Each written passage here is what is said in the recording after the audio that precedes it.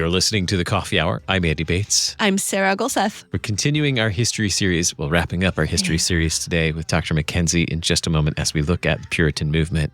Thanks to Concordia University, Wisconsin for supporting The Coffee Hour. Find out more about Concordia University, Wisconsin at cuw.edu. Live uncommon. Dr. MacKenzie, welcome back to The Coffee Hour. Great to have you back with us. I should also give his official title. I don't think I did that yet. Reverend Dr. Cameron MacKenzie, Professor of Historical Theology at Concordia Theological Seminary in Fort Wayne, Indiana. Dr. MacKenzie, welcome back. I was just so excited about the history. I just wanted to jump right in.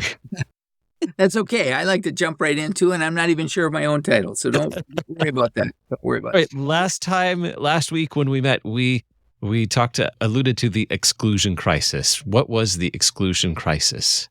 Yes, the exclusion crisis had to do with whether a Catholic could succeed to the throne of England. And this became an issue in the 1670s and 1680s because the heir to the throne under Charles II was his brother, James, who had been revealed as a Catholic in 1673 when, on account of the Test Act, he had to resign his offices because the Test Act said, basically, you had to accept Anglican communion, deny transubstantiation, or you couldn't be in the government. And James was a Catholic, so he had to resign. So this meant that when Charles died, England faced the prospects of having a Catholic king. So the first political party in English history, usually called the Whigs, organized initially to win elections to the House of Commons for the purpose of passing a law that would prohibit a Catholic from inheriting the throne. And these laws are called exclusion bills. And there are a series of parliaments and a series of efforts, and at every instance, the Whig Party prevails in Commons. They are passing these bills, but in order for a bill to become law, it must pass the House of Lords, and it must also be accepted by the king. And the king would not accept an exclusion. Moreover, he was assisted in the politics of this when some of the leading Protestants actually organized a conspiracy against the king on account of his resistance to the exclusion. This was known as the Rye House Plot.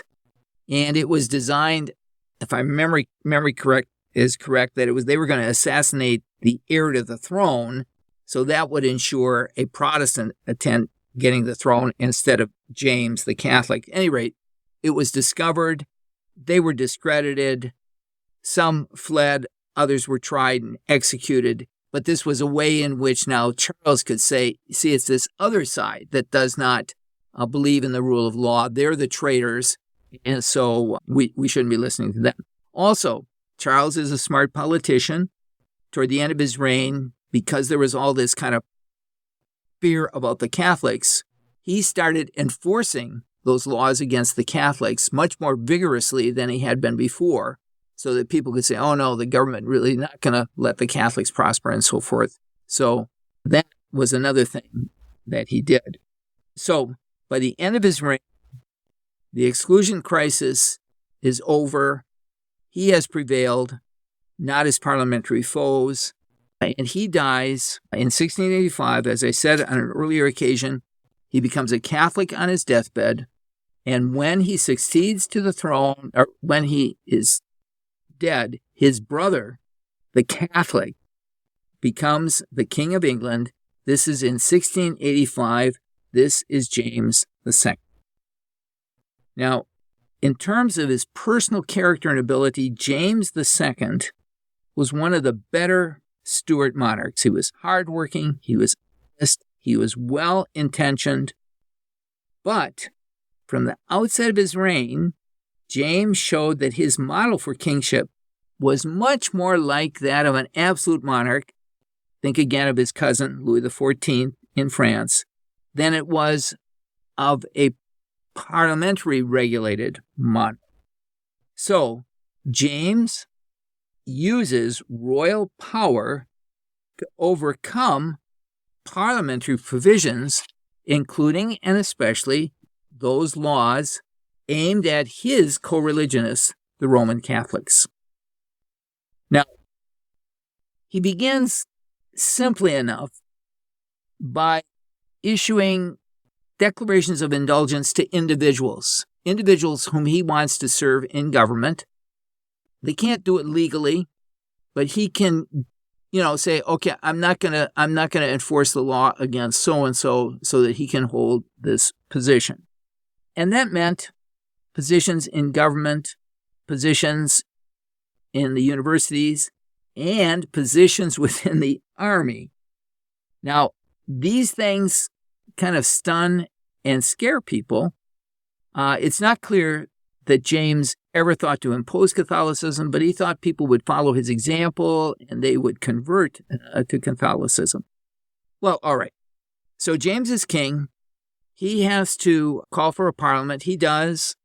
And the majority in the parliament are supporters of the king. The Whigs, they're the other political party that develops in this period. They are the Tories, and they're supporters of the king. They're supporters of the Church of England. So it looks like things will be going his way. But then some things happen that change the political dynamics. First of all, there was an uprising, a rebellion against James II that was led by an illegitimate son of Charles II, the Duke of Monmouth. This is in summer of 1685. It fizzles badly, so nothing much comes of it. Pretender was caught, tried, convicted, and executed. But James was not concerned with a mild policy. He wanted a severe policy to show that he meant business. So he sent the Chief Justice of England out there to deal with the rebels, a fellow by the name of Jeffreys. He dealt very harshly with anybody who was remotely connected with this. 300 people were executed. 800 more people were exiled to the West Indies, so that even members of Parliament were shocked by the violence of the king's reaction. Another thing happened in 1685 that alarmed the English, and that was James's cousin, Louis XIV, repealed the Edict of Nantes. Now, the Edict of Nantes had guaranteed certain basic Protestant political privileges, religious privileges, and now that was canceled, and that sent a flood of Huguenot Protestant refugees from France to the Netherlands, to Prussia, and indeed to England.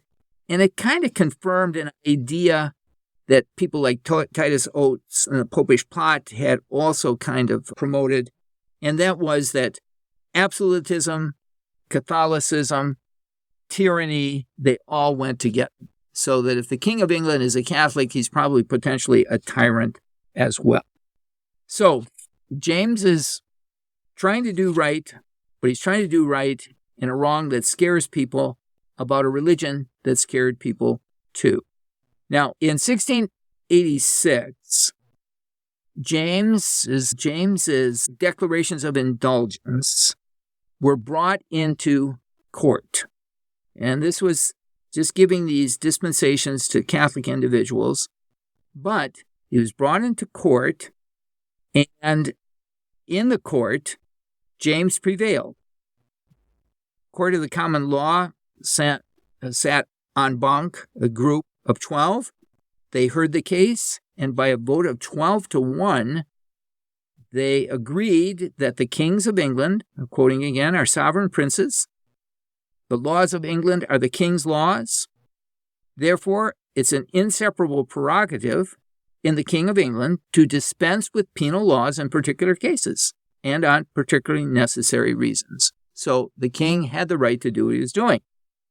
Now, this was not entirely agreed with by many of those in Parliament, because before this thing had been proved by the courts of common law, James had actually dismissed 6 of the judges whose opinion he wasn't sure of. So he kind of packed the court to get the decision that he wanted, okay?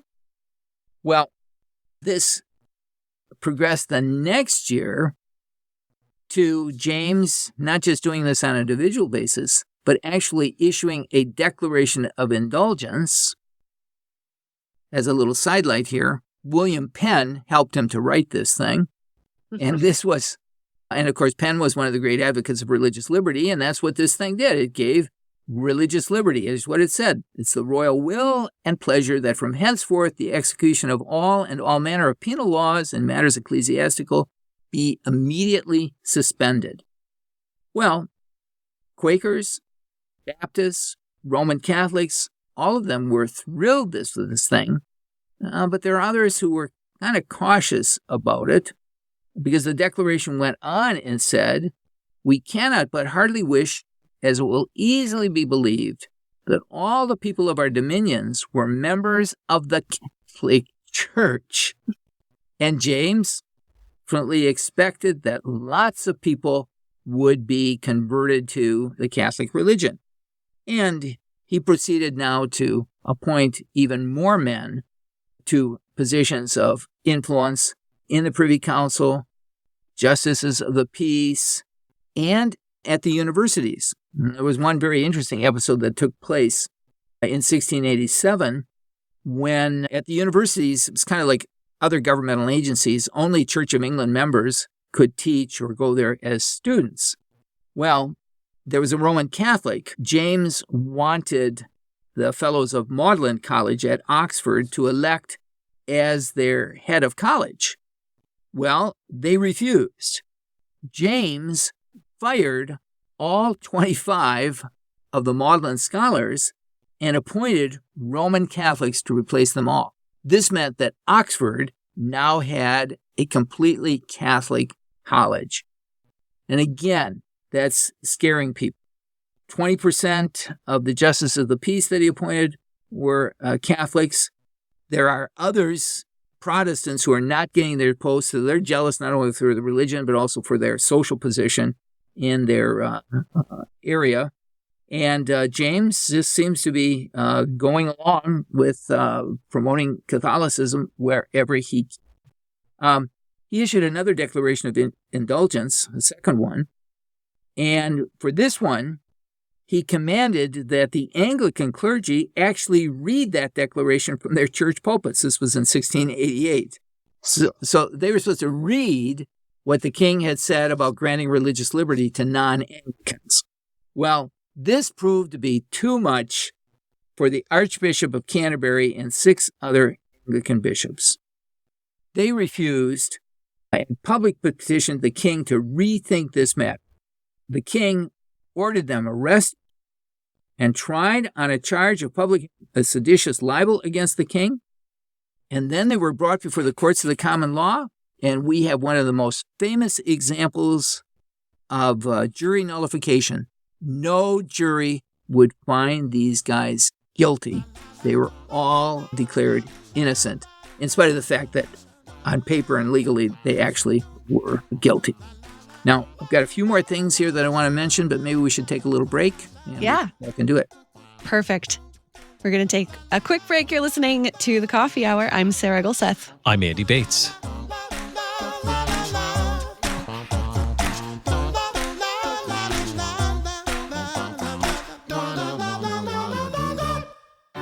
At Concordia University, Wisconsin, we believe you were created for a reason: to use your God-given gifts to help others, to live a life of self-sacrifice in a me-first world, to live a life that's uncommon. Whether you're taking one of 50-plus online programs or learning with us in person on the shores of Lake Michigan, you'll be equipped to make an uncommon impact. Learn more at cuw.edu. Concordia University, Wisconsin.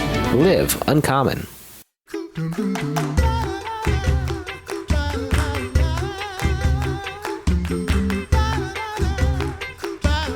Welcome back to The Coffee Hour. I'm Sarah Gulseth. I'm Andy Bates. We're talking with the Reverend Dr. Cameron MacKenzie, professor of historical theology at Concordia Theological Seminary in Fort Wayne, Indiana. There is a lot happening under the reign of James II right now. A lot of religious liberty that's not so much actual religious liberty. What else is happening at this point in time? Well, James is using religious liberty, and in all sincerity, I'm not sure that he was thinking he was going to pass laws against the Baptists. But he was interested in promoting the Catholics particularly.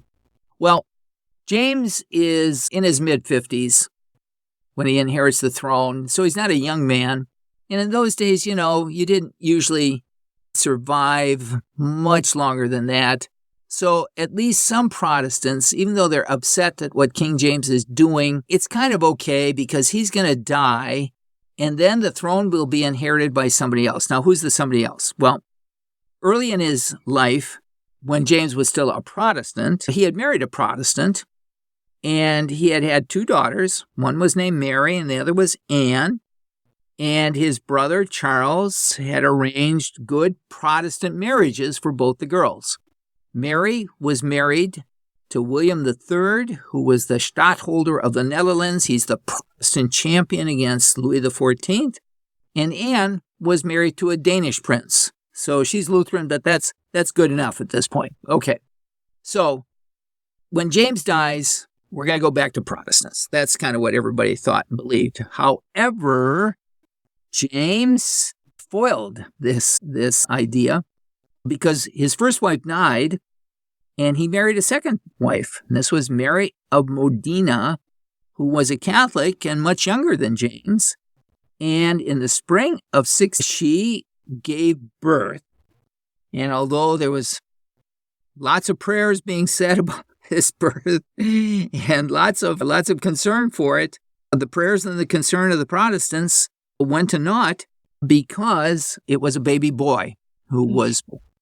And by the laws of primogeniture, that baby boy went to the head of the list in front of his two much older sisters. So this looked like for sure then that England would continue to be ruled by a Catholic dynasty and proved to be too much for the Protestant leaders in the Parliament as well as throughout the country.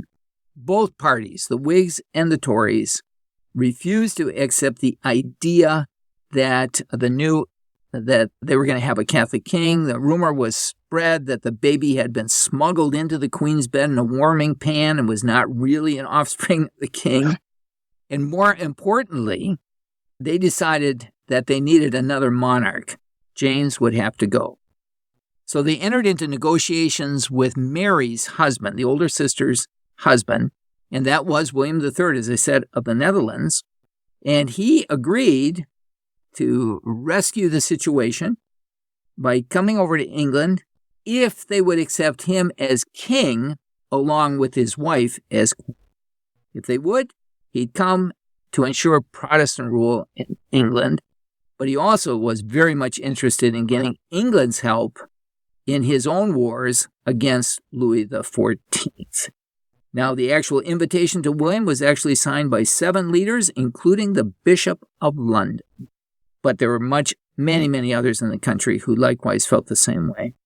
Now, it wasn't a sure thing when he came. In November of 1688, William landed in England with just a small Dutch army of 15,000 men. There was a much larger English army available with 40,000 men that could have probably stopped him. The commander of the army was John Churchill, direct ancestor of Winston Churchill, and he was actually a friend of James as well as an officer of the king. But he refused to use that army against Charles II. So basically, John Churchill takes his army over to William, and James is left high and dry. Instead of trying to raise additional soldiers and fight, he flees. James II flees London, he flees England, and William III, in the name of himself and his wife, take over in 1688. This is known as the Glorious Revolution. It's kind of a bloodless revolution. A couple of years later, James did mount a campaign. They fought in Ireland, the Battle of the Boyne. William won. And if you're interested, piece of trivia here, the dynasty of William is the House of Orange. And so that's the origins of the Orangemen, the Protestants of Ireland, over against the Irish Catholics, the Orangemen, basically loyal to William of Orange. All right, so William now summons another parliament, and in this parliament, it's the Whig Party, anti-Catholic Stuart Party, that has a majority, and they pass some series of legislation that will set England on an even stronger path toward constitutional monarchy. They passed something called the Bill of Rights. Yeah, England not only had a civil war, they also have a Bill of Rights. And what this said was the king has to be an Anglican. He has to be a member of the Church of England, along with his wife, in order to succeed to the throne. It also forbids the king from suspending the laws. It forbids the king from maintaining an army or levying taxes without parliamentary consent. It forbids the king from interfering with elections and also interfering with freedom of speech in Parliament. It guarantees the right of the people to make petitions to the king, and also guarantees impartial juries and frequent parliaments that needed to be held. Interestingly, Parliament in this period is actually going beyond what Parliament had ever done before, because not only do they recognize William as the king along with Mary, and of course William had no kind of hereditary claim to the throne, they also pass legislation which names Anne as William and Mary's successor. It kind of skips over James and any of his descendants who would have had a better claim. This, of course, just a piece of trivia. I mean, this is where we get William and Mary College in Virginia. It's named after the joint monarchs of William and Mary. Well, what about religion? The Parliament also passes a Toleration Act. This is 1689. This one permits the nonconformists, the dissenting churches, the Presbyterians, the Congregationalists, and Baptists, gives them freedom of worship. Now, it's going to take a while before they are allowed to fully participate in the government, but now they can have their own chapels, they can have their own schools, they can have their own publishing houses. They get freedom of religion. In the very first year of the reign, 900 nonconformist churches were organized, and within about a decade, a little bit more than 1,500, about 2,500 churches had been organized by the end of his reign. Well, what about the Catholics? Did they get anything out of this?